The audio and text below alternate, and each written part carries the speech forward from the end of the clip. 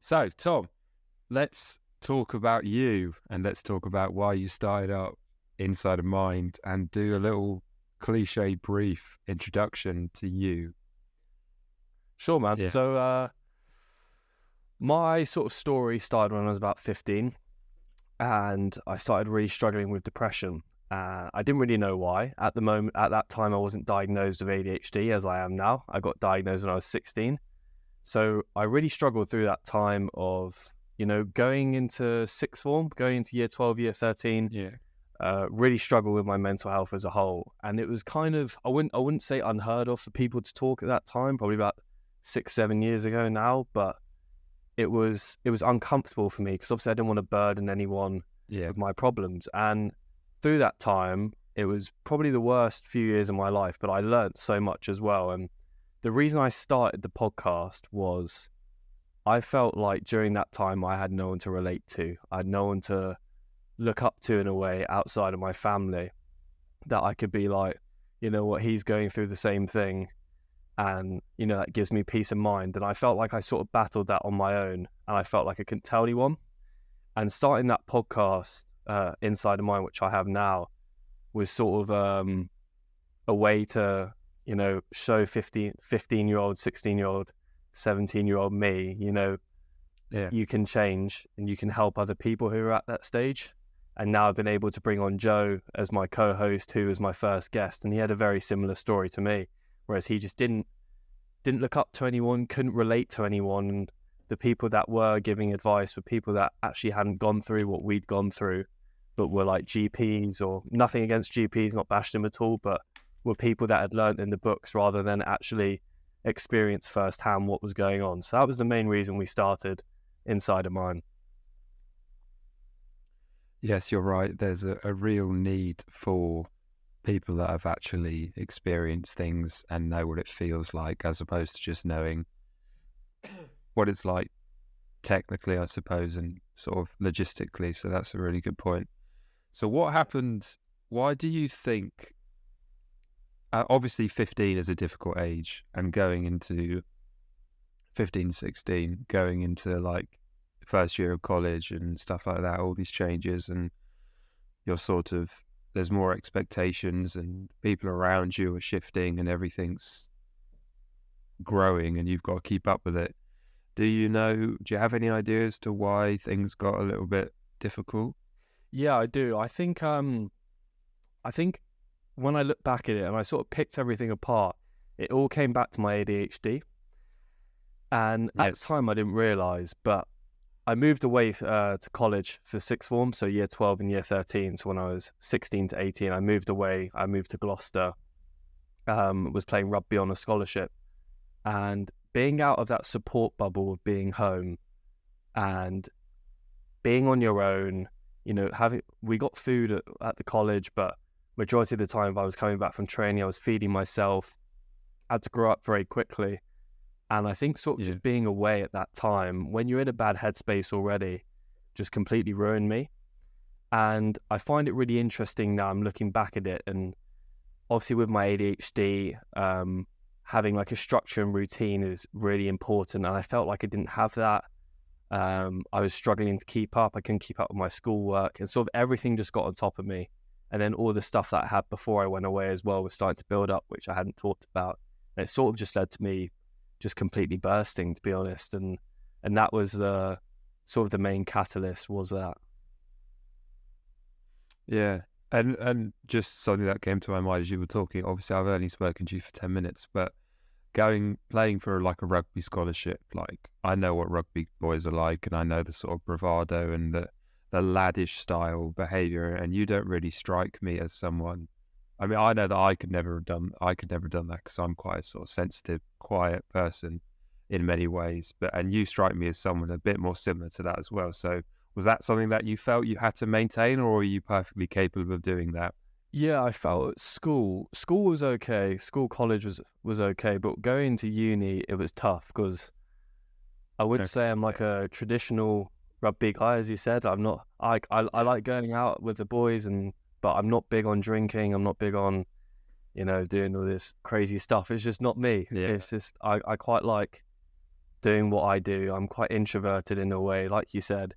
And I did find that hard. And I think I struggled in my uni house as well, because you're around boys who are great guys, but are just, they're all sort of in that sort of culture, like that drinking culture, heavy booze. Everyone's going a bit nuts. You know, I won't say what goes on, but it's not awful. It just wasn't really me. But I just loved the sport, and I found that hard to kind of keep that balance. And it's good sometimes. It's great to go out and be with your friends and let loose sometimes. But for me, it's just that wasn't really how I wanted to be or what I wanted to do. So I guess that sort of rugby culture as a whole has got a really awful sound around it, as I'm sure you know. But I think it's just surrounding yourself with good people, because there are some great guys in those environments if you fully get to know them. Of course. And a lot of people who are similar to me. And I think it just was finding the right people to hang around with at that point of time. And then that's what really helped me through, especially in my last year of uni.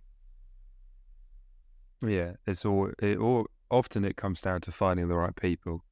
Unless you're like an incredibly disagreeable and highly introverted person who doesn't have any interest in anyone and in any sort of manner, then if you're that sort of person, then fair enough. But not many people are like that, so it always does come down to the sort of people that you hang around. So absolutely. Let's talk about like ADHD and how have you experienced that, and what has that been like for you, the whole process? Yeah, ADHD is such a weird one.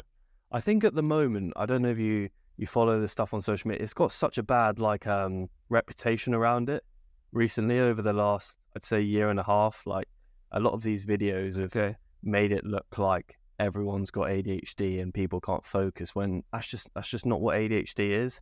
And it's very stressful. So obviously ADHD is like a neurodevelopmental disorder, which is sort of like characterized by a consistent pattern of inattention. It could be hyperactivity, impulsivity, and that sort of interferes with how you function. So a lot of it is getting a bad look from online, but a lot of it, if you don't understand what ADHD fully is very stressful to deal with. So a lot of the decisions I make are very impulsive, especially when I was, I'd say, probably all the way through to 18, I was incredibly hyperactive. I couldn't sit still, was just bouncing off the walls, and just very inattentive as well.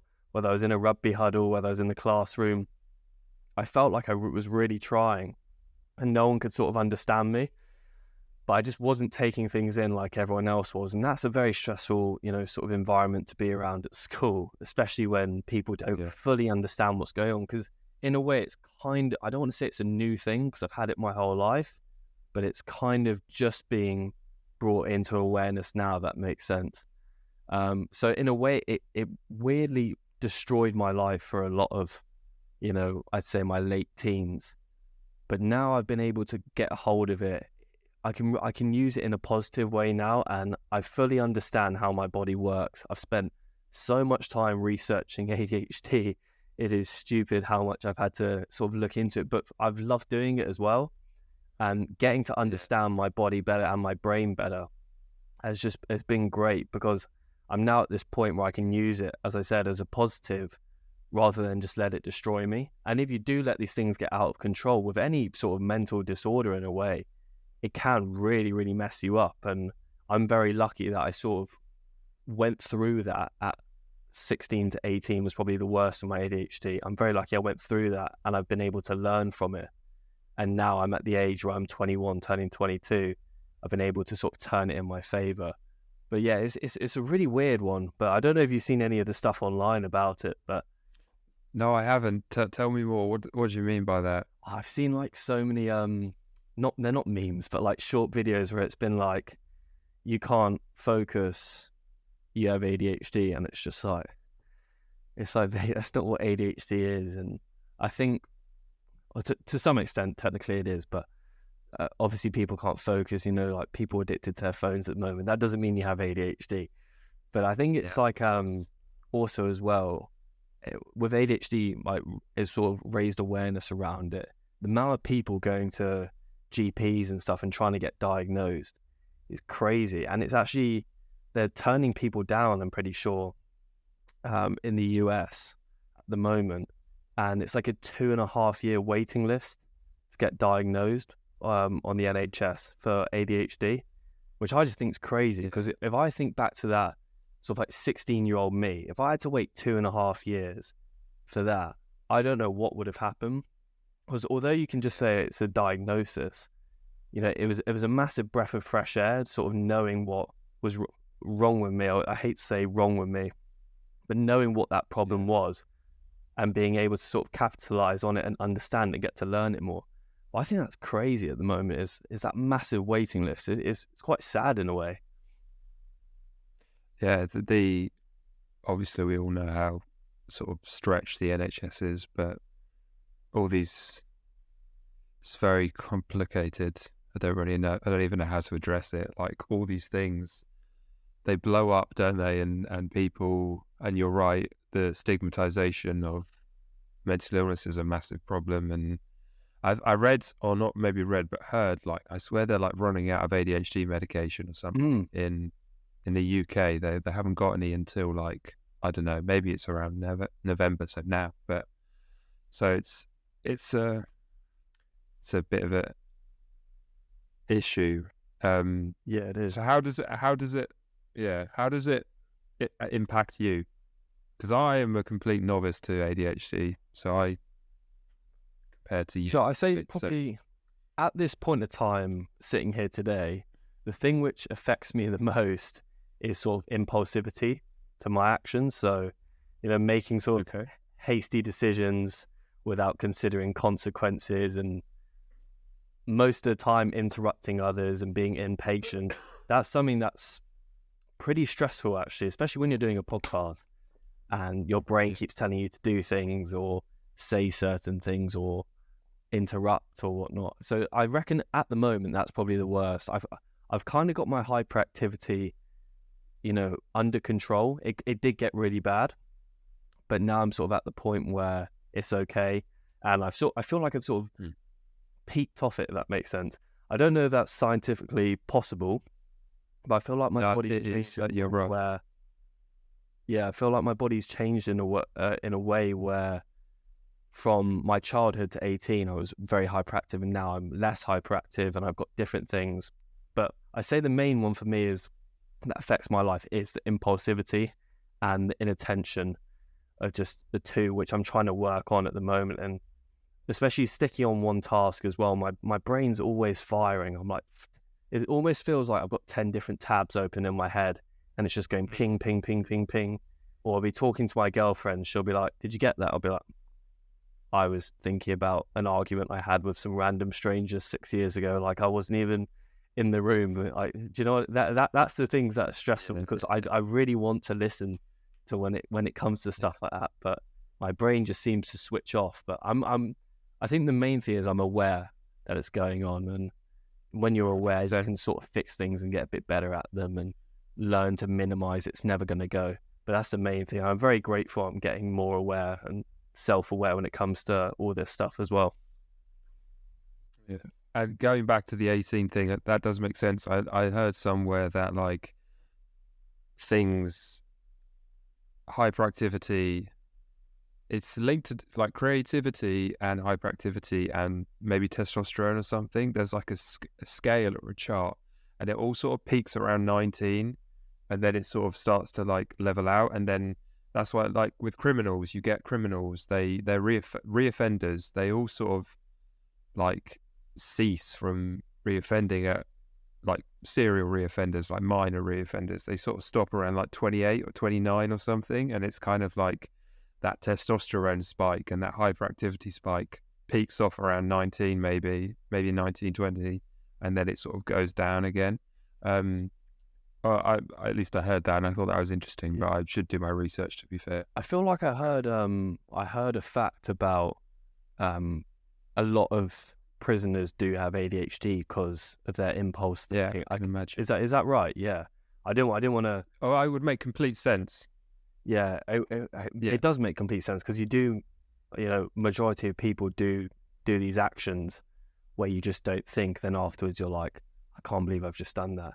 So it makes complete. I read that article. I must have read that about 2 years ago. I saw an article on it, and it just pinged in my head then when you said it. But no, that does make complete sense as well. Like, especially from my point of view, obviously I haven't done anything like that, but just sometimes I do things or say things where I'm like, why have I done that? It's just, it's actually quite funny when you look back at it, but it definitely can get the worst of people if they can't control it. Yes, and also if you're like temperamentally extroverted, then you're also prone to impulsivity and hedonism as well. So addicts are often can be quite extroverted because it's that sort of, they need more all the time. Whereas, like, Russell Brand is an interesting one. One of the reasons why I think he became addicted to things is because he is so extroverted, and extroversion is like there's a personality trait, extroversion. It's one of the big 5 personality traits, and people who are high in extroversion are very impulsive. So, and then if you couple that with being disagreeable, which means you don't care about people, you're going to end up with sort of a criminal outlook. But luckily for you, you're clearly quite an agreeable person, which means you're compassionate and stuff like that. So that's really interesting. You've obviously never experienced that. But that was a random little side note. But yes. That's actually really interesting. And I never even thought about sort of addiction in the link to extroversion. But that's cool. Yeah. I might look into that a bit more. No, that generally really interesting. Yes. That is cool. Yeah. So 15, 16, diagnosed when you're 16, and you're 21 now. What happens between those years? Because that's quite a big gap. How was life like? Yeah. So I'll say 16 to 18. I got pulled out of school. My year 13 end of year 12. Sorry. So that was when I was for what? 17. Just because I was struggling so much with my sort of mental health. I was in a really bad state. I was incredibly depressed. I felt like I had no routine, no motivation, no purpose. And that took me out. And I came back from my year 13 year, and I still felt the same. I got through school somehow. And then I was always good at school. And it was just that's when COVID hit, and I didn't do my A-levels. And it was kind of like, it sounds awful to say, but that COVID thing kind of saved me in a way.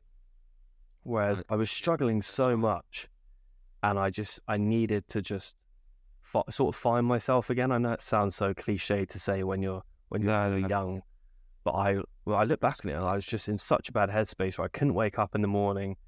And I don't know what I would have done if I did have to do my A-levels, because I got all A's and A stars at GCSE, and I generally think I would have failed all 3 of my A-levels if I had to go back to school and do them. So I kind of got weirdly lucky with the COVID thing. And then through COVID, obviously we weren't going out the house, I was with my family. I just worked on myself. I got to a point where I couldn't get out of bed. I was playing video games all the time, which I just don't do. It's just not really something I do a lot. I wasn't talking to people. I was just, really struggling. And it got to a point in COVID where we had the opportunity to work on myself, and I did.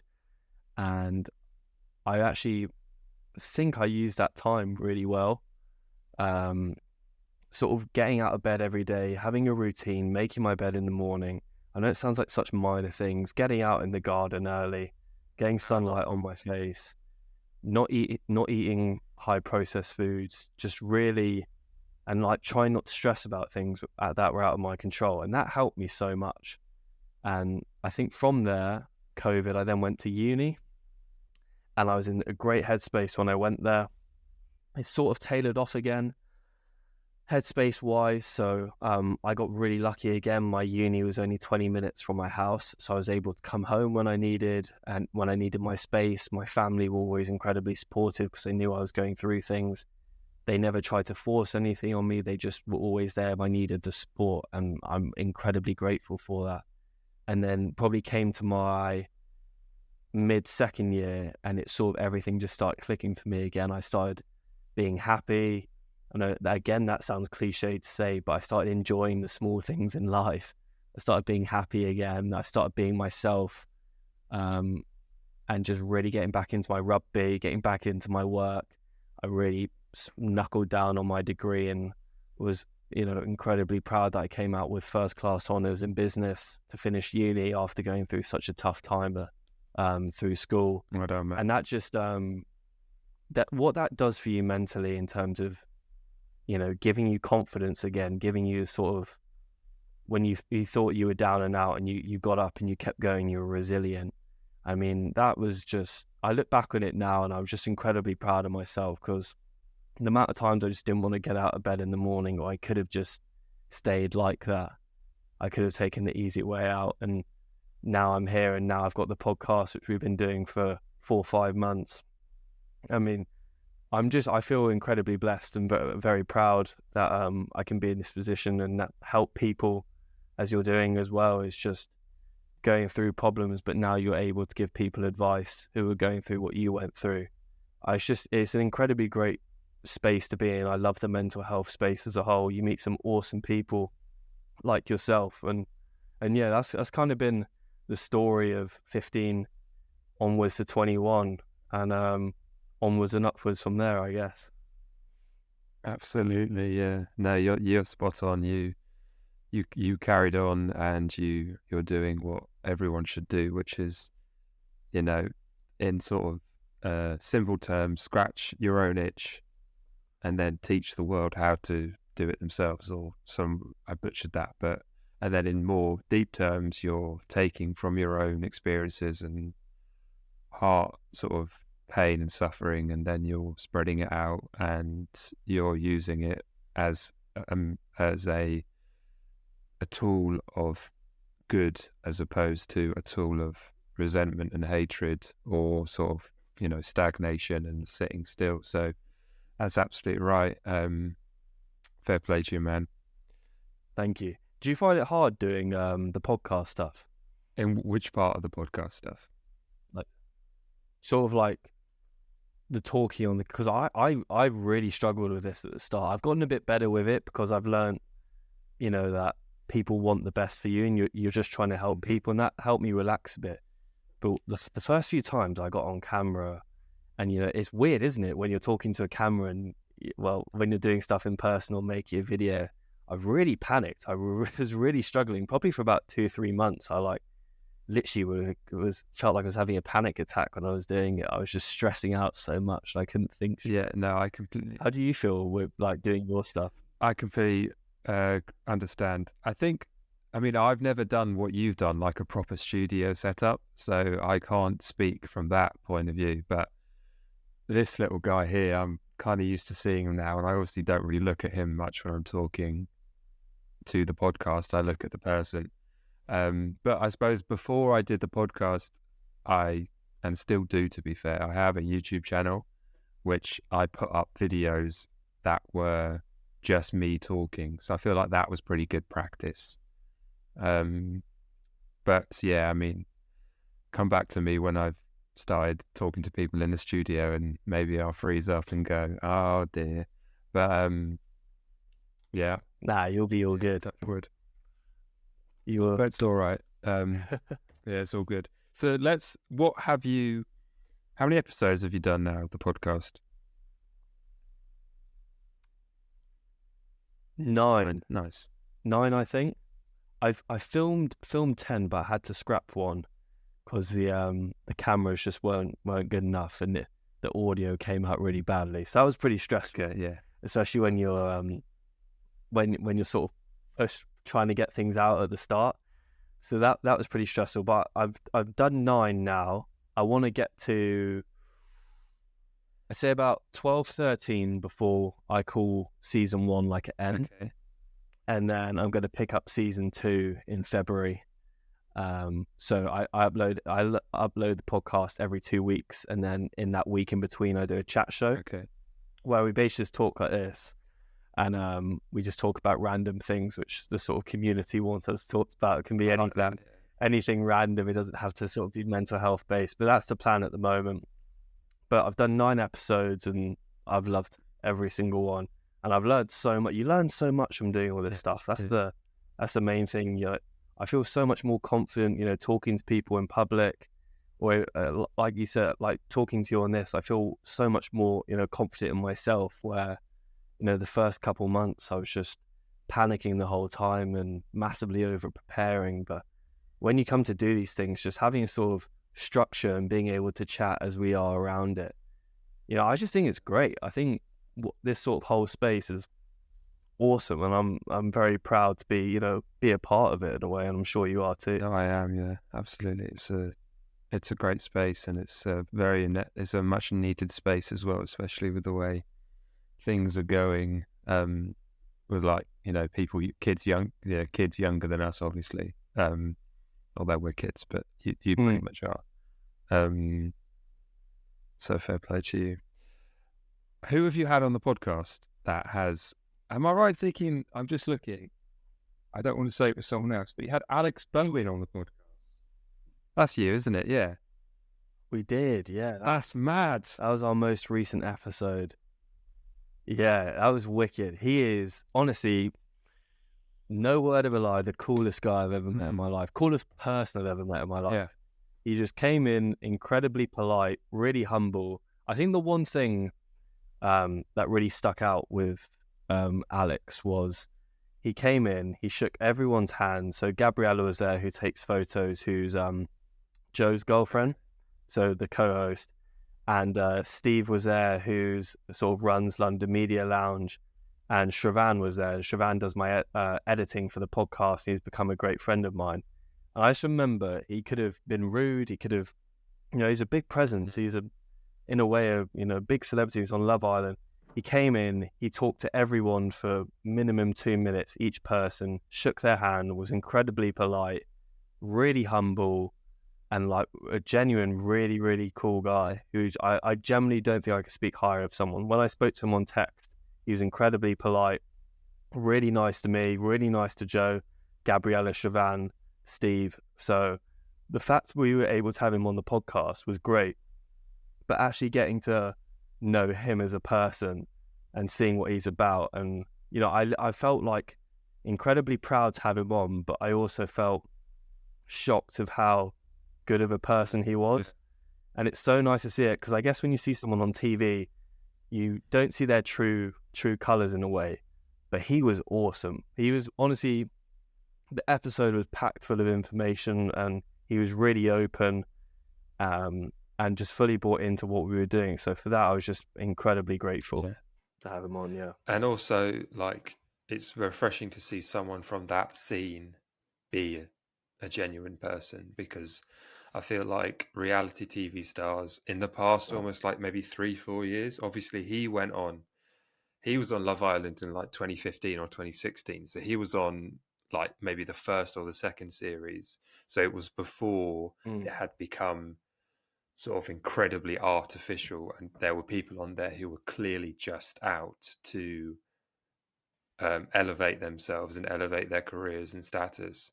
But he went on right at the beginning, so I feel like that gives him a little bit more credibility and sort of genuineness. So that's really good that he's a good guy. That I like to hear that. 100%, yeah. So how did you? Joe Moriarty, awesome name, by the way. Big up Joe Moriarty. How did you meet him? And so he was your first episode, and now he's your co-host. Joe, Joe's so random. That is random. Joe and I have become like best mates. Joe and I have become so close from this, and so Joe plays at a club called Reeds Weybridge for rugby, and I just had my ankle surgery. And I wasn't in the best place mentally after that. and this is probably a couple of years ago now. And then I went down to Reed's Weybridge after I started playing again, just to play, a bit of sevens, get back running again, build up my confidence before I went back to my uni team and playing down at Ealing, to sort of get an extra work in, so I don't come in and I'm sort of, a bit rusty, because in that environment you just can't be. Yeah. And I met Joe there, and we didn't really talk. We'd say hello to each other. He was really nice. He's quite like he's a big guy. He's an intimidating rugby player, but he is the loveliest bloke and a very, very cool guy. But I didn't get to know him properly, so I was only down there for a couple of sessions. And we followed each other on Instagram, like followed all the boys. And he would always do these posts about sort of mental health. And I always just had a lot of respect for him. And obviously he didn't know what I was going through at the time. And I remember messaging him, just being like, hey, mate, you might not remember me, but I was down at Reed's, and I'd love to have you on this podcast where I'm talking about mental health, I'm talking about my problems, and I know you've gone through a lot yourself. I'd love to have you on to chat. If there's any possibility, let me know, but fully understood if not. And he was like, mate, I'd love to. And he never fully shared what he was going through either. So we were both kind of in the same boat, where people kind of knew if you knew us, but we weren't public about it because we're both very private guys. So doing that first episode with him was just incredibly raw. There was no rehearsing it. We just spoke. It was kind of like therapy in a way. That's what we both say now, looking back at it. We were just both getting stuff off our chest, sharing how we felt, sharing what we went through. And it was just so refreshing. And afterwards, it did just feel like a therapy session that was recorded. And the response we got from that was amazing, and I was so grateful for that, not just from my stuff, but the response Joe got from his friends and family was just great. And I'm really, really happy that it's sort of come full circle and he's now a co-host, because he speaks incredibly eloquently. He's really intelligent. He asks great questions. And he also is just very quick on his feet to think things through and plan. And I couldn't speak higher of him as a person, and now I've got him on as a co-host. It's great, and we've become really close from it. We weren't friends before, we knew of each other, but now we've become great friends, and we talk pretty much every day. Yeah, and I think I've literally, just as you were talking, this came to me, but I think I mentioned how I watched True Geordie growing up, and one of the reasons why I watched True Geordie is because he had a co-host called Lawrence. And I really think that there's incredible power and utility in having two hosts as opposed to one. Like, I was thinking, if I was watching a podcast and there were two co-hosts who I liked versus one host who maybe I knew a bit better because he was the only one, I would rather watch the one with two hosts, because it's less likely to get stale. I think a podcast, you've just got more people to sort of riff off, and just more potential of conversations and avenues to go down. So I really think that's cool that there's two of you doing it. I think that would actually be incredibly beneficial in the long run as well. So that's great that you found him, and it provides like a different perspective on things as well. Like you said, if I'm stuck for a question, which is, I was stuck for questions the whole time, I'd have a full plan, and then you get through them, you'd be like, oh no, because you haven't done it for long. Having Joe there, just on that first episode, I remember it so clearly, where I was stuck and he just went straight in and just sort of completely saved that momentum of what was going on. And then we just started bouncing off each other, and then it felt like a chat, just in the pub with your mate. So it felt like a chat, just walking down the street. It didn't feel like we were in a studio being recorded under bright lights. And that was just like, I was very skeptical, of course, because if you make a decision like that, it's a big decision. If it goes wrong, you're in trouble. But the fact it went right, and it's been great. It was honestly one of the best decisions I've made so far in terms of the podcast and the business side of things. And he's been awesome. So yeah, I'm massively grateful that he decided to come on, and now he's sticking with it as well. And like I said before, we've become great friends, so it's been awesome. And he's a bit older than you, isn't he? Have I read that? Did I read that see that right somewhere? He's a bit older than you, or is he not? Yeah. So I'm 21. Joe's just turned Yeah, so 29. there's So it also provides like a different aspect where he's kind of gone through my age, exactly and I've sort of gone through just the a little sort of bit like lower. Yeah, teenage, probably about 3-4 years ago, whereas he's gone through my age now, 3-4 or however many 6-7 years ago.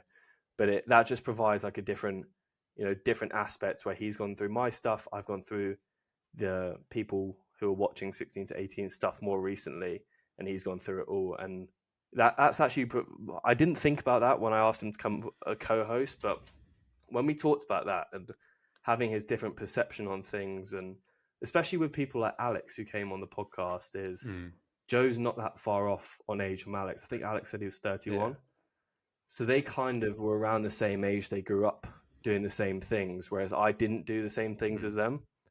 But I can relate to what they're talking about just from a younger point of view. So I think it's great that we sort of got that age difference, because I feel like if he was absolutely. the same age as me, we might have not had as great a chat as we did with Alex, and we might not have been able to relate to him more as Joe did. So yeah, that's been awesome as well. That sort of 8-year gap has worked out really well. Yeah, it sort of covers off more bases, doesn't it, and decreases the amount of lack that you may have in experience. Let's talk about what do you think the biggest issues that maybe young guys and teenagers are going through, and what did you find refuge in growing up in your later sort of adolescence that you would advise to other young men out there? That was a big question. Oh, That that's was a two great questions question. actually, wasn't it? Do the first I one. think Sorry. I think the things which people are struggling with is sort of finding Yeah. purpose. And that was probably my biggest problem. Was I felt like I didn't have a purpose. I felt like I was constantly comparing myself to people on social media.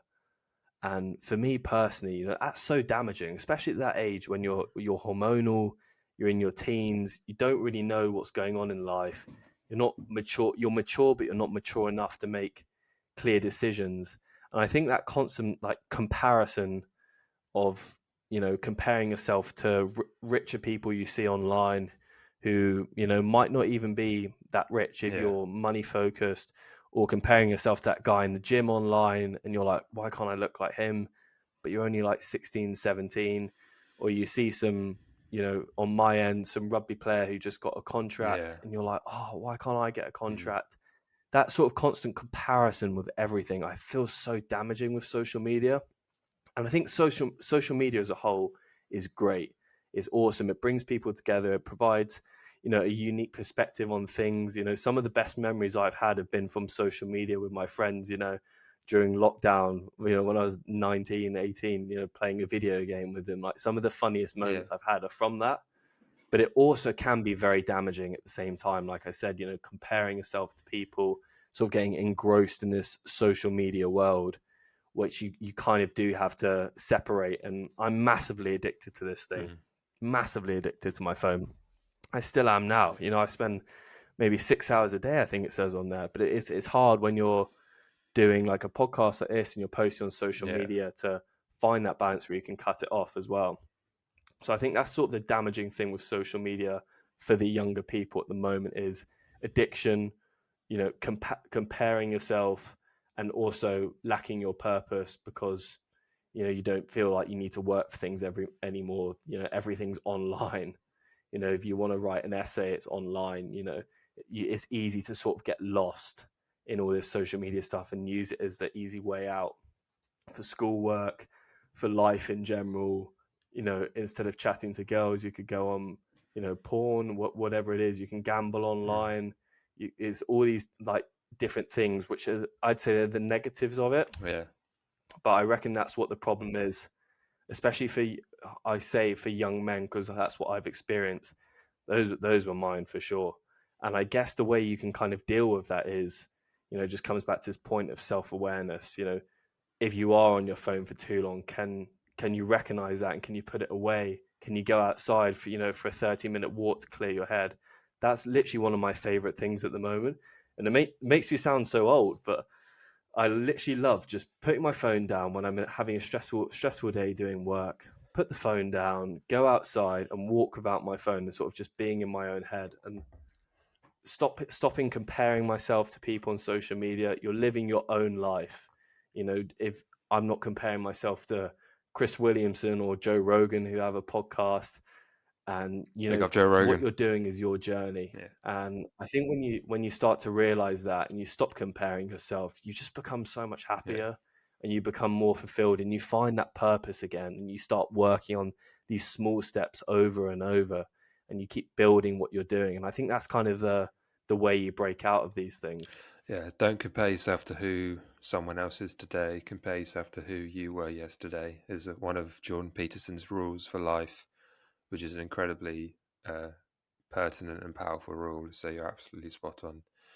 And I love that. yeah, it's great.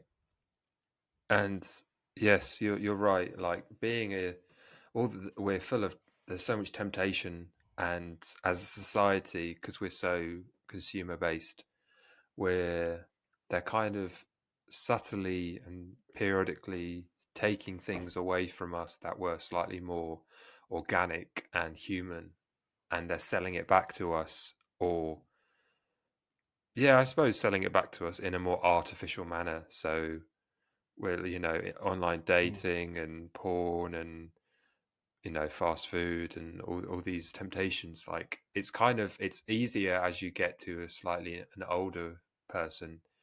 Maybe not, but maybe for some people it is. I've found it has been for me. But when you're like 15, 16, like those sort of urges and those desires, they're so new, they're so powerful. And unfortunately, the temptation is only going to increase. Like the introduction of AI, like some of the adverts that I see on Instagram, I'm like, oh, that's really bad. Like if you follow, like I'll say exactly what it is. You can get like you can talk to virtual girls nowadays, can't you? You pay for a subscription, and you can design your ideal girlfriend, and then you can talk to her and interact with her, or them, or it. And like if you push that phenomenon down the path, you get to a really, really dangerous and dark place. And I just hope that as a society,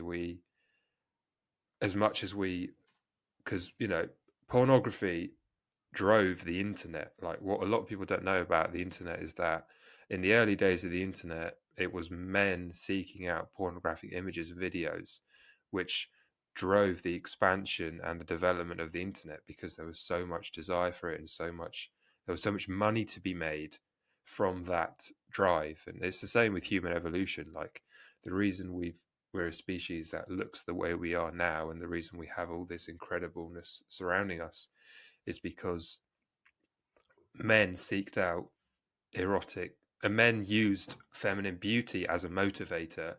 And so there's sex is money. And for young men growing up now as a society, as much as that is inevitable, the path that we're going down, I just hope that we don't lose too much of touch. And I don't know where we'll go. Big topic. It's just worrying, isn't it? Mm. It's just it is just worrying. Like I'm kind of grateful. I know this could sound bad, but I'm kind of grateful that I'm, not going through school like kids are at the moment. I'm kind of glad I've gone through it, and I'm an adult now. I just think it's such a tough time. It's such a confusing time at the moment with what's going on. All this artificial intelligence stuff. It will, in my opinion, it will take jobs, as we know. It will do all this, but I think it's just allowing people the easy way out of everything. And especially with just, if you want to get anything, like you can just get it like that. And I think that just, it ruins you a bit, in my opinion. I agree. We're all like guilty of this, and I'm guilty of this now.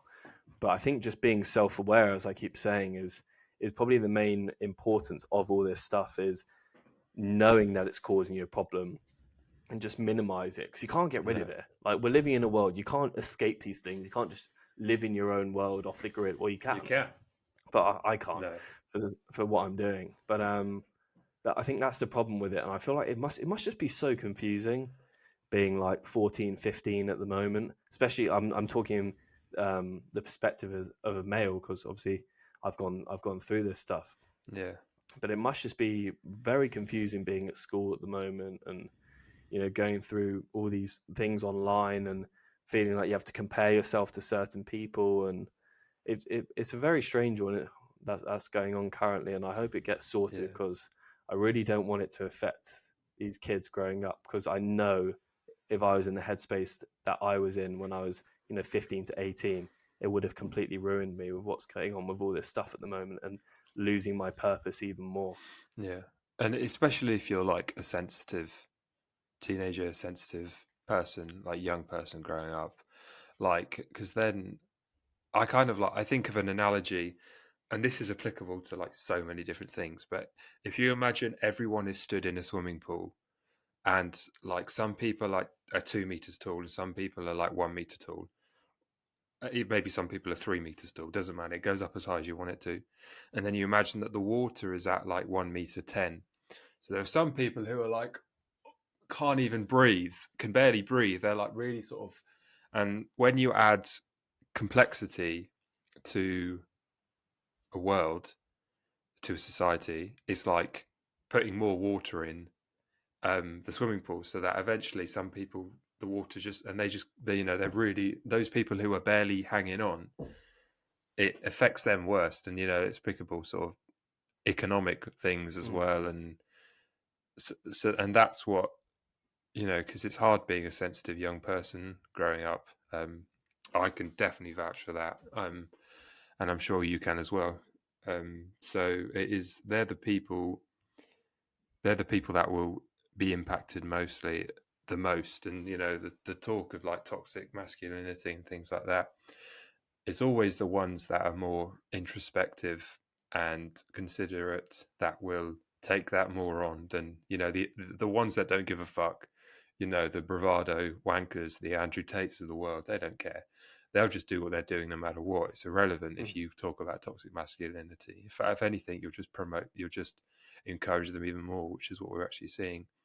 So it's a tricky time for young people, but that's why we'll do the podcasts. Yeah, it is. So they can watch them. Of course. Right. We'll do a couple more questions, but I won't take too much of your time. It's called the Breaking Point Podcast because I'm interested in, like, if people have had a breaking point where they thought, I need to this is really difficult, I need to change something, I can no longer avoid doing something, etc., etc., etc. What was, you're very, very young. I think you must be the youngest person I've had on the podcast, to be fair. So if you don't have one, that's fair enough. But have you got a breaking point where you thought this is a time for a change or a time for a reflection? Yeah, I think my breaking point, I think I've only had one breaking point so far. Is what I mentioned earlier was when I was just incredibly depressed. I couldn't wake up. I just felt like I couldn't carry on anymore. I had no purpose, I had no drive. I literally couldn't get out of bed. I know it sounds so ridiculous when you say it back of where I am now. Yeah. But I literally generally couldn't get out of the bed. I felt like someone was pulling me down on the bed, and I couldn't move. And I remember one day literally just crawling out of bed, literally crawling to the bathroom, and just stood up, and I just felt so emotionally drained. And I was just, that was kind of the point where I was like, it's sort of now or never. I can keep living like this. I've been, sort of self-loathing in my own problems for months now, probably about 6-7 months. Or I can, get up, and today I'll make a change. And the small step today is I'm going to have a shower and brush my teeth at this time and go make my bed. And that was literally it. as all I did for the whole day, but that took so much energy out of me. And I think that was probably my breaking point, when I went in that depressive state, and then being able to come out of it after 6-7 months slowly. I still go through this stuff. It's still there, but it's just learning to minimize these things. They're never going to go. And I think learning to minimize it, learning to control it, to become self-aware, to understand why you're acting a certain way. Why was I not able to get out of the bed? Did I have a purpose to sort of get out of the bed? Did I have something to look forward to? Did I have something to do? No. But it's all these different things. And obviously it's a mix of chemicals in your brain, which are different at that time as well, going through these things. But, in terms of depression as a whole, you've got 264 million people of all ages, of, every race in the world who are going through these things. And I just think looking at your sleep hygiene, regular physical activity, being more socially connected. And by physical activity, I don't mean going to the gym and lifting heavy weights. I just mean, even if it's just standing outside and just, having a wander around your garden, these little things helped me so much through my sort of breaking point 100%. Then, which I couldn't recommend more to people. Yeah. Taking things back to the basics and looking at the things you do. You said something right at the beginning. You said, I did something and it was a minor thing. And I thought, no, there's not a minor thing. There may not be nothing we do may be minor. If one way in perspective, everything you do may be a major thing that you do. It's quite a scary thought to sort of hold, but that may be the case. Which one would you rather? Which way around would you rather? But yeah, you're right. Take it back to basics and just look at what you're doing in life and go from there. And that's great. Small steps. Yeah. Small steps. One step at a time. Tom, awesome, man. Thank you so much for... Preach it more, honestly. Yeah, okay. Small steps. Maybe that's what I'll call I'm always trying to think of a title for the podcast. I always do how do you title yours? What do you do? In terms of the overall podcast? Yeah, how'd you title the podcast when you release it? So, a bit random. I use this software called Podium, which you put the MP3 of the podcast into, and then it sort of breaks it down, sort of like the title, suggestions, what's gone on in the episode, nice. The transcript, etc. And then I never pick the titles it suggests, but I always sort of get a feel for, the overall podcast, what's gone on, and then you could use ChatGPT or so. I just don't for when I'm doing that. I feel like it's quite a personal thing. Yeah. So small, but picking that title is like, it's just how I feel, and that's kind of how I do it. I take a main point, I'll put it in there, then I'll put the name and stuff afterwards, and like you said there, small steps make the biggest difference. For me, that would be a perfect title. Yeah. I won't use that then, because that can be yours at some point in the future. That's fair. No, feel free if you want to. Maybe. I tend to use like a quote, although often it's not actually a quote. I just it's half a quote and half I've just sort of changed it a little bit to make it look better. But we'll work out. Anyway, Tom, thank you so much for coming on, man. I really, really appreciate you talking to me, and I really appreciate everything you're doing. And yeah, we're in a similar position, but you've got 3 years on me, so you've got these next 3 years to sort of just grow and get better and better and better. So, and that's great. I wish I had started when I was your age. So, absolutely, man, that's brilliant.